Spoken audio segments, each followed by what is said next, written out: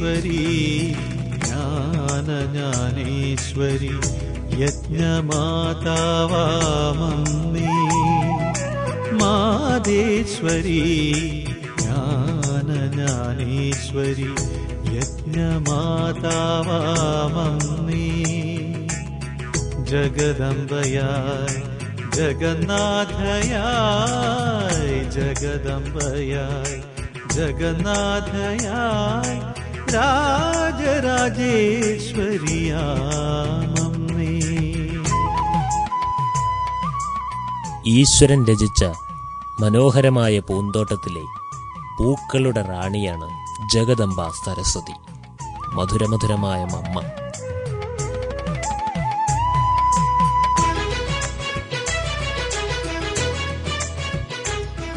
മമ്മ ഒരേ സമയം ഗംഭീരതയുടെ മഹത് മൂർത്തിയും ലാളിത്യത്തിന്റെ ഇരിപ്പിടവുമായിരുന്നു. ആജ്ഞാകാരി എന്ന വാക്കിന്റെ ജീവിച്ചിരുന്ന ഉദാഹരണമായിരുന്നു മമ്മ. യജ്ഞാരംഭകാലത്ത് ഓം രാധ എന്ന പേരിൽ അറിയപ്പെട്ട മമ്മ മാതൃത്വം നിറഞ്ഞ കന്യകയായിരുന്നതിനാൽ വയസ്സിൽ വളരെ മുതിർന്നവർക്ക് പോലും അമ്മയായി മാറി. ത്രിമൂർത്തി ദേവിമാരുടെ എല്ലാ മഹിമകളും യഥാർത്ഥത്തിൽ മമ്മയുടേത് തന്നെയാണ്. ശിവശക്തി സ്വരൂപിണി, വീണാധാരിണി, സുരലോകരക്ഷകി എന്നു മാത്രമല്ല, ആയിരമായിരം നാമങ്ങൾ ആ മാതാവിന്റെ കർമ്മത്തിനും തപസ്സിനും സ്തുതിഗീതമായിത്തീരുന്നു.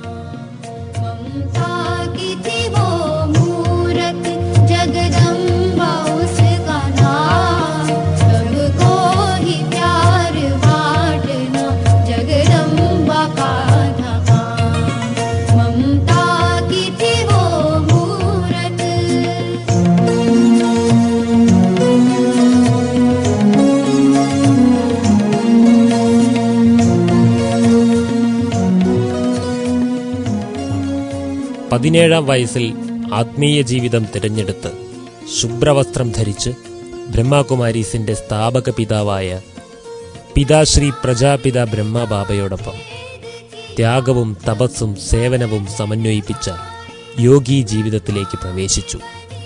വിശ്വമംഗളത്തിനായി ശ്വാസശ്വാസം ചെലവഴിച്ചു.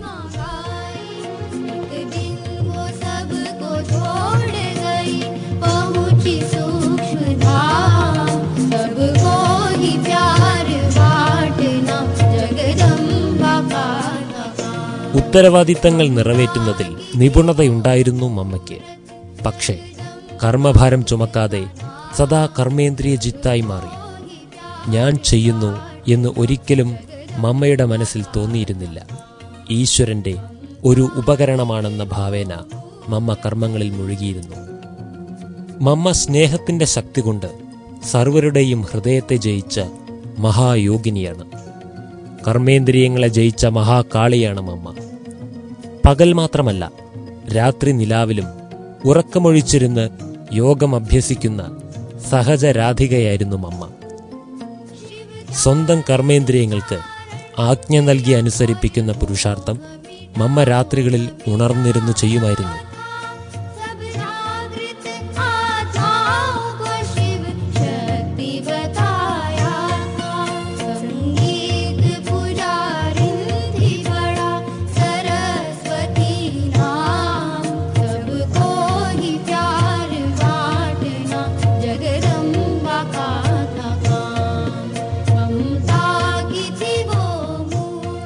സർവർക്കും ആശ്രയം നൽകുന്ന അഭയഹസ്തയായ മമ്മ തെറ്റുകൾ ചെയ്യുന്നവരെ അതിൽ നിന്നും പിന്തിരിപ്പിക്കുവാനുള്ള സ്നേഹം നിറഞ്ഞ യുക്തികൾ ഉപയോഗിച്ച് മാർഗദർശിയായി മാറി.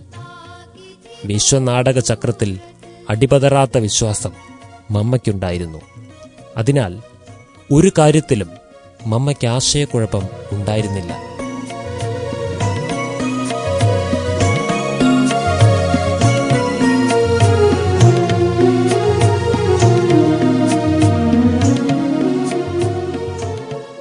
മധുരമായി വീണമീട്ടാൻ കഴിവുള്ള മമ്മയ്ക്ക് ജ്ഞാനവും വീണാനാദം പോലെ മധുരമായി പകർന്നു നൽകുവാൻ അതീവ സമർത്ഥത ഉണ്ടായിരുന്നു. ആത്മീയ തേജസ്വിയായ മമ്മ ഒരു അലൗകിക കാന്തം പോലെ എല്ലാവരെയും യോഗി ജീവിതത്തിലേക്ക് ആകർഷിച്ചിരുന്നു. ജീവിത സാഫല്യത്തിനായി 5 സൂത്രങ്ങൾ മമ്മ നൽകുന്നു. 1. പരമാത്മാവ് കേൾപ്പിക്കുന്ന കാര്യങ്ങൾ കാതിലേക്കെത്തുന്നതിനിടെ ഇടയിൽ മായ പ്രവേശിക്കാതെ നോക്കണം. 2. ജീവിതം അടച്ച പോസ്റ്റ് കവർ പോലെ ആകരുത്, തുറന്ന പോസ്റ്റ് കാർഡ് പോലെ ആയിരിക്കണം. 3. സദാ ഏത് കാര്യത്തിലും ശരി, ഞാൻ ചെയ്യാം എന്ന് പറയണം. പറ്റില്ലെന്നു പറഞ്ഞാൽ നാസ്തികനാകും. 4. സംഭവങ്ങളുടെ പ്രഭാവത്തിൽപ്പെട്ട് വായുമണ്ഡലം മോശമാക്കരുത്, പക്വതയോടെ തരണം ചെയ്യുക. 5. സ്വന്തം അഭിപ്രായത്തിൽ ജീവിക്കാതെ പരമാത്മാവിൻ്റെ അഭിപ്രായത്തിൽ ജീവിക്കുക. അപ്പോൾ നിങ്ങളുടെ മേൽ പരമാത്മാവിന് ഉത്തരവാദിത്തമുണ്ടാകും.